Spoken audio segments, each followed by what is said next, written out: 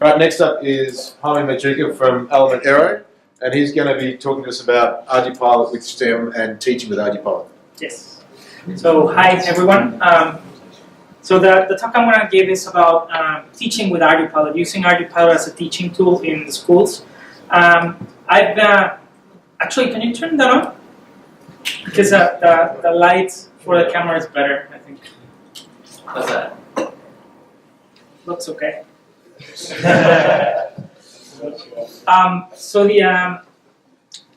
one thing I found when we're trying to hire people in Mexico for working in ArduPilot is that there is no one that I can hire because they're not really, they don't know the code, they don't know how to code. There's a big problem finding programmers that are really skilled in programming, just in general. So what we did in the company I was before is we went to the universities and set up programs teaching the different tools that we wanted them to learn. And when they graduated, then they would have the skill set so that we could hire them. So that's one of what I found that we could do. And first of all, regular teaching, the other problem that is in schools is that there is not so many people going into STEM, so science, technology, engineering, and math. And partly it's because it's boring. You know, teaching the way it's taught, it's really boring.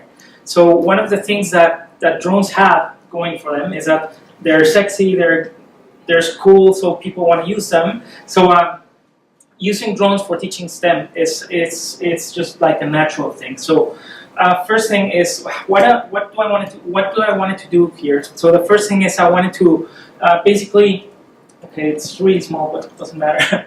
It's to start a class that was interesting for students and that would also help me get more qualified personnel later on in the company. And this would also help us as a group to get more contributors to the code base. But how do we do it? So what I initially started doing is my company is a startup, and we're based inside of a university. So I contacted the university, and they agreed to do a class on drones to high school students. So the first class that we did, which was Drones 1.0, let's say, was taught to high school students. And it was last semester, and basically the university bought 10 kits for Y6 drones, the old 3DR Y6 frames. And we outfitted them with some Pixop tools and Intel Edisons in them. So they basically built the whole drone themselves. We chose that frame because it's a very sturdy frame and it's easy for them to work with, and you can modify it very easily. So all of the students in teams, they built these 10 kits, and then they outfitted them with Edisons, and the idea was to get them to program something on the Edison to control the drone. But the time frame that we had was very small. So from that, we basically created the second part of that class. So in the second part of that class, which is running this semester, I'm trying to teach them how to program the drone, how to program missions, and I'm using DroneKit for that. So the idea is that they're going to be running the DroneKit script on the Edison and flying these drones to do whatever they want. And I'll get a little bit more into the curriculum of each of these. The next step from this would be to move this into the university level. So now what we want to do now is teach a class that teach them how to code and how to do applications in the university level, because the high school students, they're really, really new, so the type of things and the questions that you have to teach them are very, very basic. So you have to go really back to the basics to teach them even how to, how indenting works in Python and stuff like that is normally we take for granted, but for them it's been a real challenge to try to get past, because I tend to try to explain them something and they don't understand because I make some things that to me are obvious and I don't teach them that. And it's interesting, you'll see. The other thing that I'm thinking of is also the university has a big base of students that are knowledgeable, and some are really good in coding, so we could put them into the GSOC programs and have them work on that. And if they're at the university, for me it's better that I could maybe do some mentoring for them, face to face, which is much better than remotely. So I'm going to try to see if I can find some students for this year's GSOC and put them into the program, see how that works. And then finally, we need to figure out what we need to do. We were talking about this yesterday to increase our capacity, our development capacity. So this type of programs would be good to, the class could be online and people could take them and it would help them get into coding for our code base and increase our capacity, which is one of the things that we have.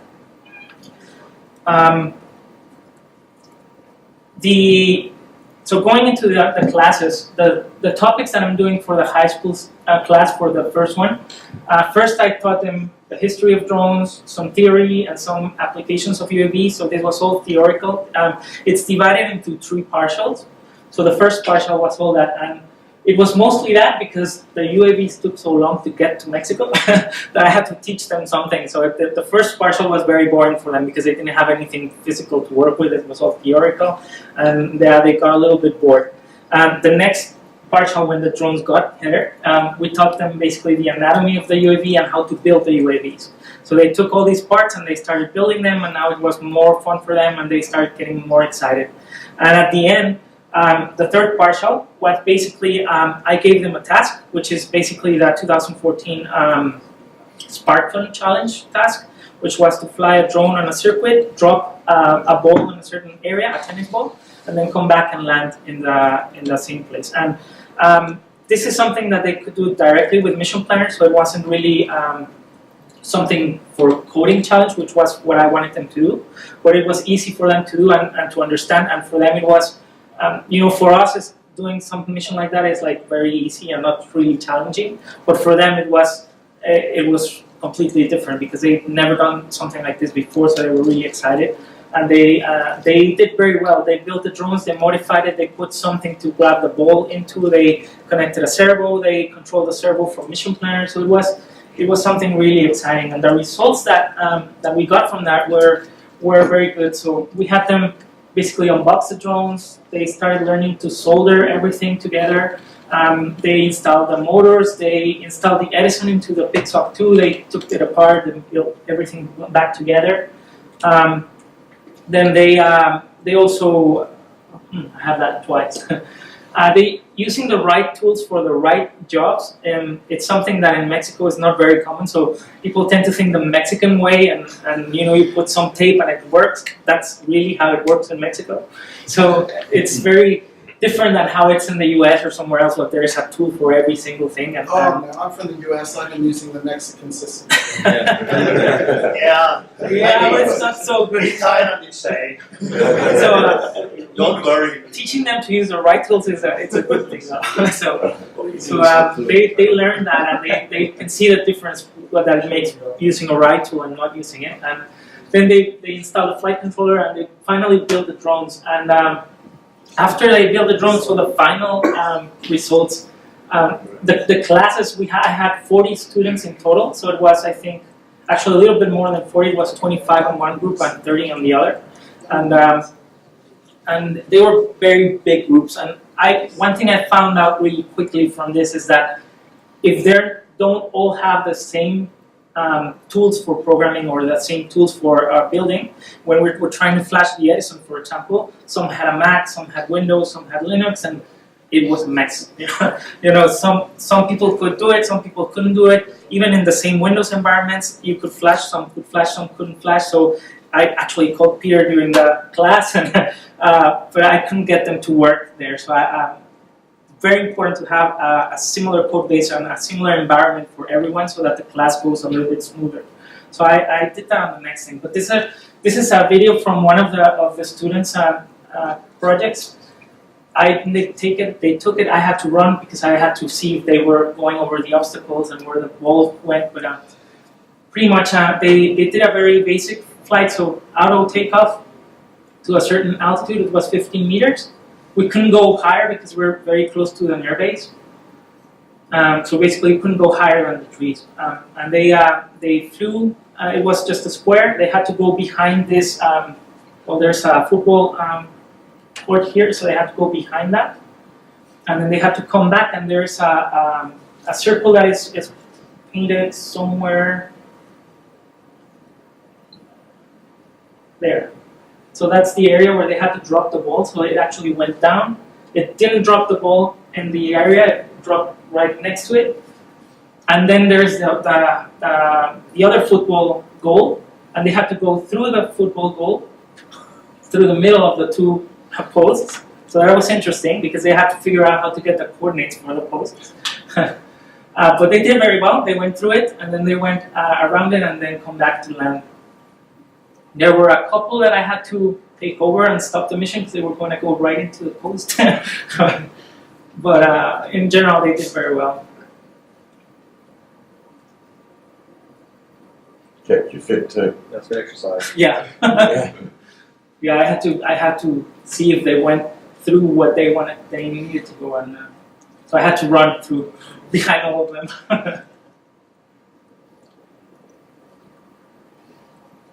And then at the end, the outer landing, they had to land on the spot, and of course the GPS is not so accurate, but they could move the joystick, so I hand them the controller, and then they could land it on the spot. So I think this is the pilot. Cameraman's pointing at him. Yeah. Oh, right there, right there. No. Yay. Yeah. So they did very well.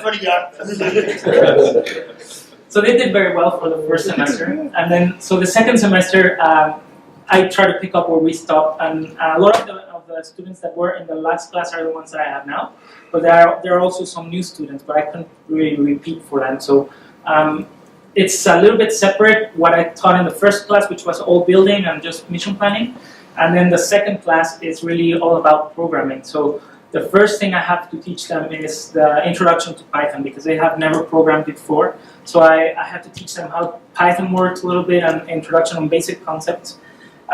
Then the next partial will be writing applications for UAVs.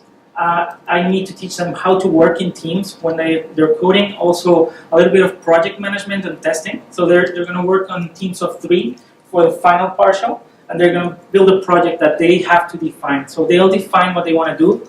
I gave them some examples like the Red Balloon project and stuff like that they could maybe try to do. And the idea is not really that they finish the project, but it's more that they actually learn how to work in teams, how to deal with problems when they get to them.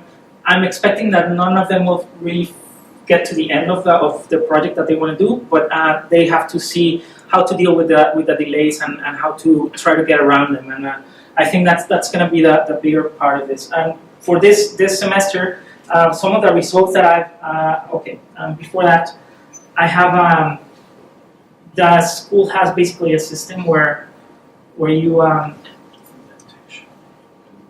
can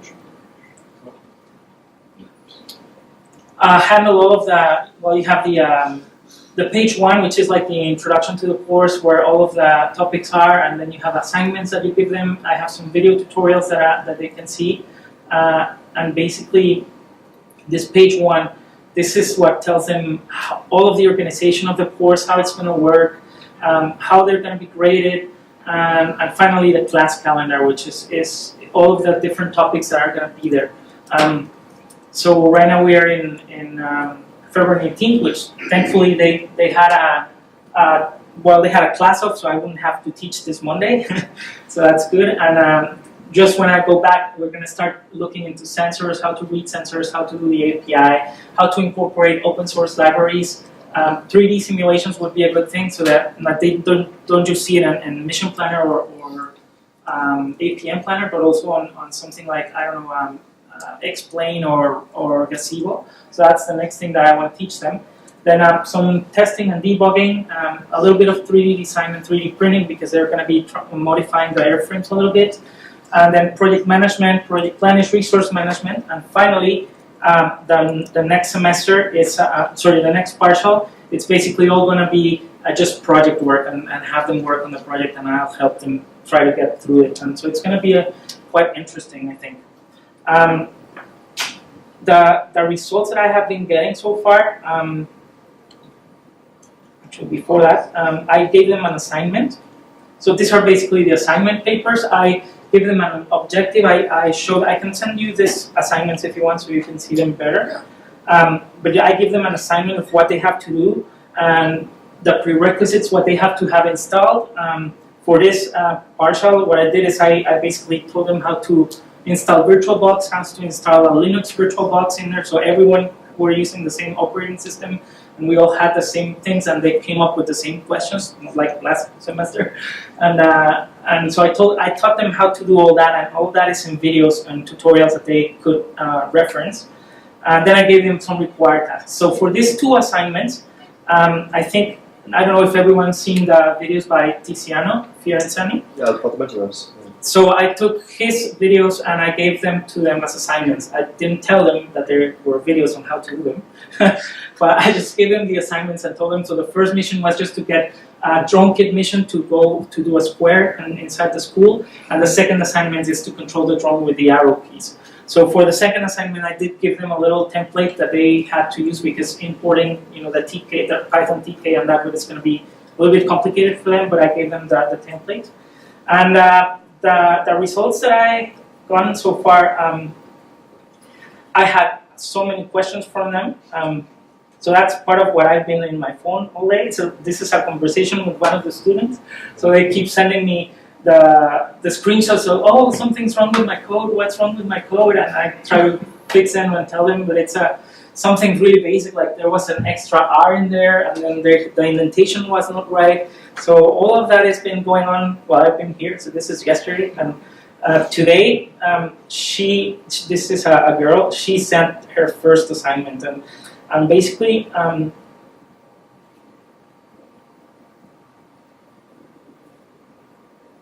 so this is her code, which you can't really see very well, but it's basically, she wrote everything. She sent it to me either turning in their assignment via GitHub, so I taught them how to do commits, how to put their software in there, and they have to send me the link to their code in GitHub, and that's what I take. And Is that public GitHub? Sorry? Is that public GitHub? Yes, so each of the students has their own public repository for the class, and they can, and then I can get the link and they can do it. And basically, I haven't tested her code. McShee's class has a real lazy copy paste. Yeah. Well, I have to change the assignments, I guess. And this is her code, so I can just let's see if it works. No pressure. It connected. So the can't see, but it connected to the quad, and then it's supposed to take off. So it's waiting for arming, arming motors, initializing APM. Is this not connected? There you go. Okay, so it took off to 20 meters. Now it should be able to move it. It works. So very nice. Yeah, it's working. School is way more fun now than when I was Huh? there. School sounds more fun than it was when I was there. Yes. Definitely. It definitely is. So RTO works. And it's a square. So this is this. She just sent me this a few hours actually while I was in here. So it's Wait until you tell her who graded her. yeah. I mean, no pressure for a kid. It's like a trial. So you had mentioned that you have assignments like this, but also that you had exams. I saw on the schedule you had exams. Yes, I do. How does that look? So these are. I had a tough time actually designing an exam for them. But basically, this the system will. Is this it? Yes, it's it. Exams. So the system will give you. You can do exams inside of this system, and you can put the questions, multiple choice questions, open questions, whatever you want. So I did some multiple choice questions, and basically they go in there on the day of the exam, and they have to respond the question. So for this exam, I did it over with the topics that they did on the homework, on the code that they actually did. and just basic questions like what does connect do, or how do you connect that drone to drone kit, or how do you move from one place to the other? What does the indentation mean?